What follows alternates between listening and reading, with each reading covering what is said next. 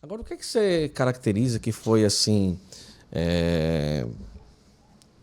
que ocasionou a tua distância de Deus, das coisas de Deus, cara? Quando eu morava no Brasil, antes de ir para a França, eu ia na missa todo domingo. Eu comungava, eu confessava, eu ia no grupo de oração, tocava baixo no grupo de oração. Que legal. Deus é amor. E então eu tinha vida de religião. Sim. Eu tinha vida na igreja. Quando eu fui para lá, no começo eu ia na igreja. Cheguei lá em 2011, nos primeiros meses eu ia. Só que na igreja era só cabecinha branca. Só velhinho. Nenhum amigo meu ia. O mundo é muito atrativo. Quando você tem 17 anos, você está morando sozinho. Teus pais não estão mais ali para te botar ordem. Tudo você pode. Nenhum colega tá lá, não vai pra missa. Ninguém tá nem aí. A maioria das pessoas que eu conheci lá na França, os franceses eram ou ateus ou nunca tinham parado para pensar a respeito da coisa. Todo mundo muito só pensando em estudar e fumar cigarro. Que o povo fuma cigarro. Impressionante. Então, eu passou 2 meses, de repente num domingo eu falei, quer saber, hoje eu não vou. Aí um dia que não vai, de repente para de ir. Eu não lembro quem que falava isso aqui pra mim. Uma vez eu fui nos negócios de empreendedorismo, esses cursos que tem de vez em quando nas associações na cidade. E o cara falava, cara, brasa longe da fogueira apaga. Parei de ir num domingo, no outro não fui, de repente nunca mais fui. E aí já era. E hoje eu olho pra trás e eu vejo que todo o desenrolar dos meus anos ali, 2014, quando eu comecei a ficar em depressão mesmo, não saía mais do quarto, não ia mais pra aula, não comia mais, não queria fazer nada.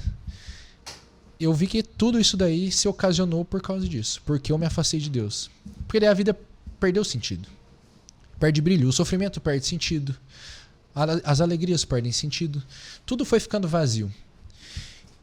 E eu fui vazio assim, cara, até 2020. 2019, eu fui numa baladinha de rock lá em Maringá. Conheci uma moça bonita, a Milene. Vi ela na porta, assim, na entrada. Falei assim, nossa, essa daqui, já tô apaixonado. Conversei com ela aquele dia, a gente começou a namorar. Isso era 22 de novembro de 2019. Naquele dia, a Milene falou que ia pra Escócia, em fevereiro de 2020. E eu pensei, na hora eu pensei assim, caramba, agora que eu gostei dessa menina aqui, meu, eu não acredito. E aí aconteceram as coisas e eu consegui ir para a Itália. Porque a minha tia estava com tudo pronto para o processo da cidadania italiana. Sim. Ela já tinha ido 2 vezes e conheci na cidade do meu trisavô. E aí ela conseguiu para mim uma casa para eu alugar e o processo, eu falei, eu vou atrás dessa menina. Fui atrás da Milene na Itália. Então, em fevereiro de 2020, a Milene foi no dia 17, se eu não me engano, para a Escócia. No dia 26, eu cheguei na Itália. Isso era 2020. Então, deu pandemia. Eu cheguei na Itália, 2 semanas depois, começou a fechar tudo. Nossa. E eu fiquei trancado dentro de casa. Então, ela ficou trancada numa instituição que ela morava lá na Escócia e eu fiquei trancado dentro de casa de literalmente não poder sair. Do ponto, eu tomei uma multa um dia que eu saí, num domingo. Caramba. Tomei uma multa de 200 euros, cara. Nossa! Eu fui fazer uma live, olha isso que é o pior, porque eu não tinha internet na minha casa. Minha cidade tinha 1.800 habitantes. Ninguém saía na rua. A polícia rodava o dia inteiro. Eu não tinha internet em casa, eu fui pra lá porque eu conseguia vender coisas, meu curso de leitura na internet. E eu precisava de internet, então eu trabalhava de madrugada na rua para poder pegar o 3G do celular, rotear pro computador para subir os vídeos que eu gravei, subir as aulas, toda essa coisa de internet que a gente vive, cara. Caraca! Então, eu fiquei nessa casa sem internet, eu fiquei 96 dias. Eu contei igual prisioneiro mesmo, cara. Foi um negócio estressante, complicado, e eu tinha que ficar. Então, cara, tava um frio danado, nevando. Cidade chuvosa pra caramba. Eu trabalhava com as corujas. Um monte de coruja em volta de mim. E eu acho coruja fenomenal até hoje. E eu tava lá, roteando o celularzinho no banquinho na rua, da meia-noite até umas 3, 4 da manhã, pra conseguir dar tempo dos vídeos subirem e tudo mais. E nessa época, ali, foi quando eu tava assistindo Padre Paulo Ricardo, comecei a acompanhar. E ali eu comecei a sentir vontade de algo que eu não sabia nomear. Falei, cara, esse vazio que estava dentro de mim desde 2011, em 2020, 9 anos depois, pensando agora, nunca tinha parado pra pensar que tinham sido 9 anos, cara. 9 anos depois, começou a me incomodar. Naquela época, cara, 2019, eu lia uns livros, eu lia muito livro de autoajuda, desenvolvimento pessoal, essas coisas que eles chegam até certo ponto, mas não passam de uma superficialidade e às vezes até nos confundem. E aí um seguidor meu, me indicou ler uns livros. E aí, quando eu fui pra Itália, eu levei no Kindle alguns livros. E por causa desse cara, eu tinha A Vida Intelectual, Imitação de Cristo e Confissões de Santo Agostinho. Confissões de Santo Agostinho já digo, que eu não entendi nada quando eu não estudo. Então, os primeiros capítulos me marcaram muito, mas os outros eu abandonei. Agora, o primeiro que eu peguei foi A Vida Intelectual. E eu não sabia que era um padre que tinha escrito A Vida Intelectual. Porque tá escrito A.C. Sertiange. Sim. Beleza, né? Eu li aquele livro e quando eu tava terminando o livro, eu pensei assim, cara, eu acho que quem estuda e estuda para buscar a verdade acaba em Deus. Foi a primeira conclusão que eu tirei. Então, se eu continuar estudando, eu vou acabar em Deus. Aquilo já me fez pensar assim, tá, eu tenho que ir atrás de Deus. Porque eu tô estudando, eu quero estudar. Eu voltei a ler sério em 2016, que dos 17 anos, 2011, quando eu fui para a faculdade lá na França até 2016, eu não abandonei ler livro, não queria saber de nada, só a festa. Em 2016, inclusive, foi um cara chamado Elton que me convenceu a ler de novo. Olha que loucura, como é que é a vida. Eu a mim mesmo. Eu me olhei no espelho e disse, Elton, você precisa ler livros. Não, eu morei num prédio, tinha um Elton Tainhove. Me encontrou no elevador, a conversa vai, conversa vem, e ele me indicou uns livros e eu voltei a ler por causa dele. E aí em 2020 eu li A Vida Intelectual e pensei isso. Primeira conclusão que eu tirei foi isso. Tá, estudar leva a Deus. Beleza. Mas daí eu peguei a Imitação de Cristo. Aí eu não sei te explicar. A Imitação de Cristo começa já com aquela frase, né? Quem me segue não anda nas trevas. Aí aquilo já falei, pô, já trevas eu já entendo. Já tô há muito tempo. Então eu vou continuar. E os primeiros capítulos da Imitação de Cristo são só porrada na tua vaidade. É, isso mesmo. Seu amigo, senta aqui e vem escutar umas coisas boas de verdade. Tudo é vaidade. Tudo é vaidade. E ele vai te derrubando em todas as coisas. E aquilo, cara, eu li 2, 3 capítulos, esses capítulos são curtinhos, né? Eu li 2, 3 capítulos daquilo, eu tava em choque. E eu falei assim, eu não sei porquê, eu não sei explicar, mas isso aqui é verdade, cara. Isso aqui é verdade. Então, eu vou atrás desse Cristo aqui de novo. E aí eu devorei aquele livro lá. Eu lembro que nessa época eu já estava lá na Itália. Eu já tinha mudado, eu já tinha acabado aqueles 96 dias quando eu cheguei na Imitação de Cristo. Eu já estava numa outra casa que tinha 3G. E não tinha. E aí começou o verão.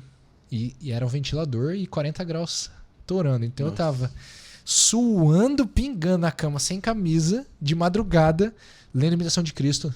Lendo assim, né? No Kindle, lendo Imitação de Cristo. E eu não conseguia parar de ler, cara. E eu acabei aquele livro e eu falei, é isso aqui. E aí eu morava numa cidade que ela era quase no topo de uma montanha. Então, ela ficava em volta do cume. E como estava tudo fechado, não podia sair, eu ia lá pra cima, porque era a estrada, não passava ninguém, e eu ia caminhar. E ficava caminhando, todo dia caminhava um monte. Ficava 1 hora lá caminhando. E nessas caminhadas, numa dessas, me veio Valmir Alencar. E eu botei Valmir Alencar pra ouvir. Um abraço de pai.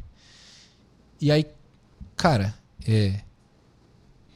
toda aquela descrição daquela música e aquele sentimento de quando o pai me viu, não importa nada do que foi minha vida, ele só me abraçou. E eu comecei a chorar sozinho andando. E eu falei, é isso. Eu tenho que pedir perdão por todas as coisas. Cara, fui procurar consegui com um amigo meu, um padre em Roma, porque eu falei, como é que eu vou confessar em italiano? Mal fala italiano, os caras só falam dialeto aqui. Eu falei, preciso de um padre brasileiro. Fui para Roma confessar com o padre Tiago. Conversei com o padre Tiago em Roma. E aí, antes de ir para confessar, eu voltei na missa, mas não comungava. Uhum. E aí fui, confessei e voltei a comungar. E dali a coisa... E aí ali a minha vida começou a mudar. Tanto que, qualquer coisa... Eu vou até continuar nessa história. Foi passando o tempo, ali naquele ano mesmo, sei lá, acho que nessa... Eu cheguei lá na Itália em fevereiro. Acho que nessa brincadeira aqui na linha do tempo a gente já tá mais ou menos em julho. Junho ou julho. Porque eu caí... Tem um curso do Padre Paulo Ricardo, que é um curso sobre o segredo admirável do Santíssimo Rosário.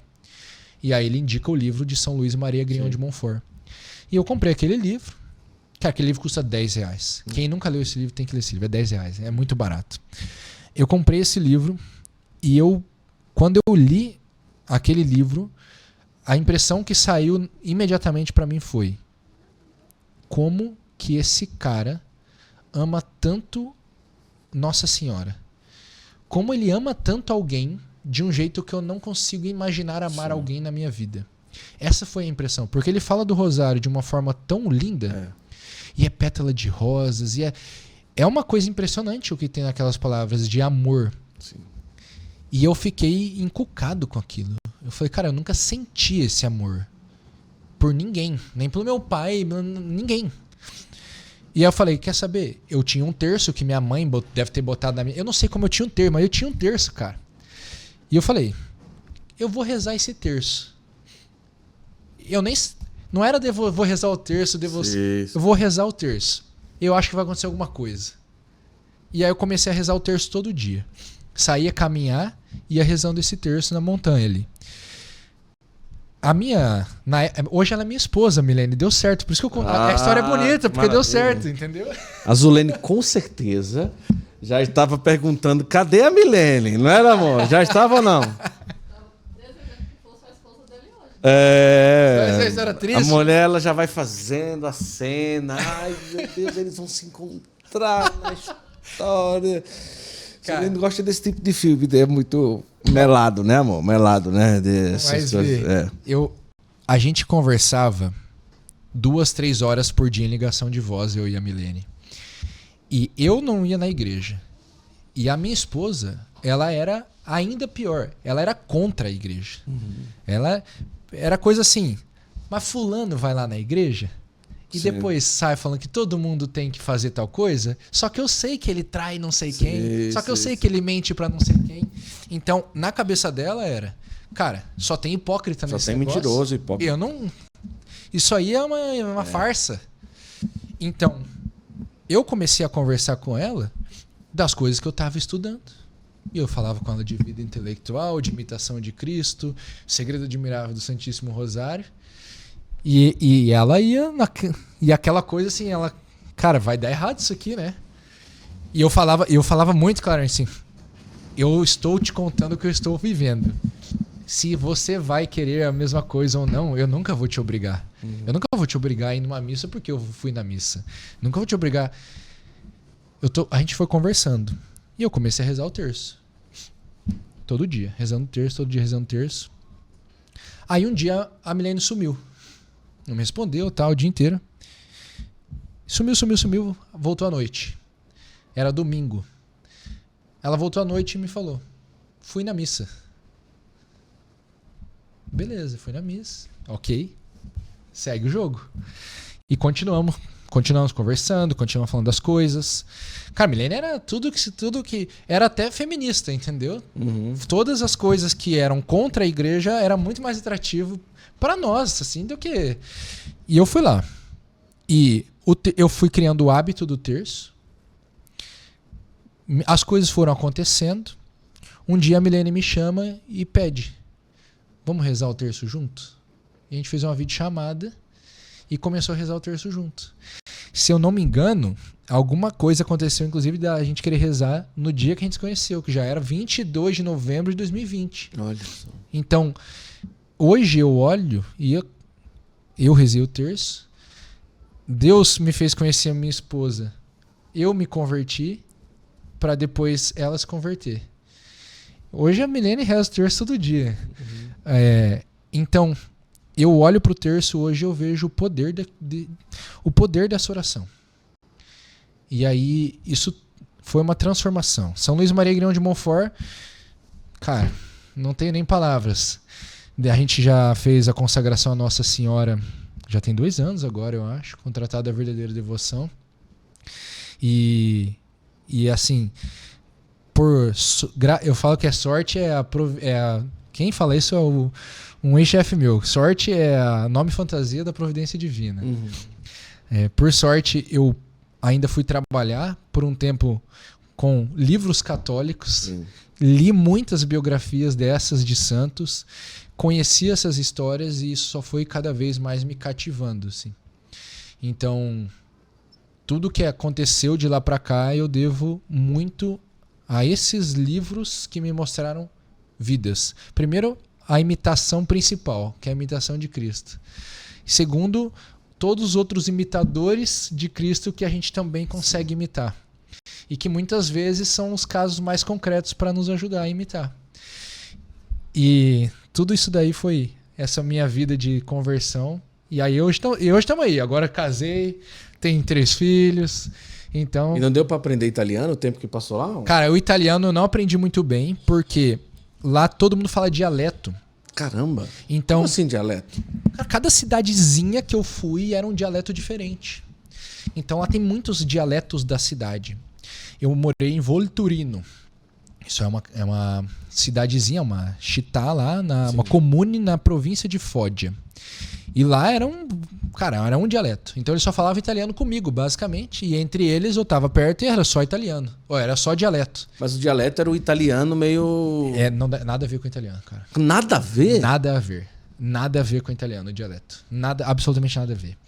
Eu descobri, do pouquinho que eu estudei lá, cara, tem dialeto com influência grega, dialeto com influência francesa, tem dialeto com muita a influência alemã. Então muda muito. Então eles sabem falar o italiano e sabem falar o dialeto. E muita gente idosa, eles falam muito dialeto entre eles. Eu moro em cidade de alemão aqui no Brasil, no Rio Grande do Sul. Cara, muitos são alemão. Eles são os alemães que falam alemão com os outros. Então eu ouço alemão. Mas não é perto de Pomerode, essa região não? Não é muito perto, não é muito perto. É perto de Gramado ali. Ah, tá. E ali, cara, é muito alemão. Então lá era essa sensação, muito dialeto. Na França, todo mundo fala francês, eu li em francês rapidinho. Italiano eu só leio. Porque, beleza, eu pegava os livros, lia. Agora, falar, eu não fiquei muito bom em falar italiano. Mas tá bom, tá tudo também certo. Ficou trancado.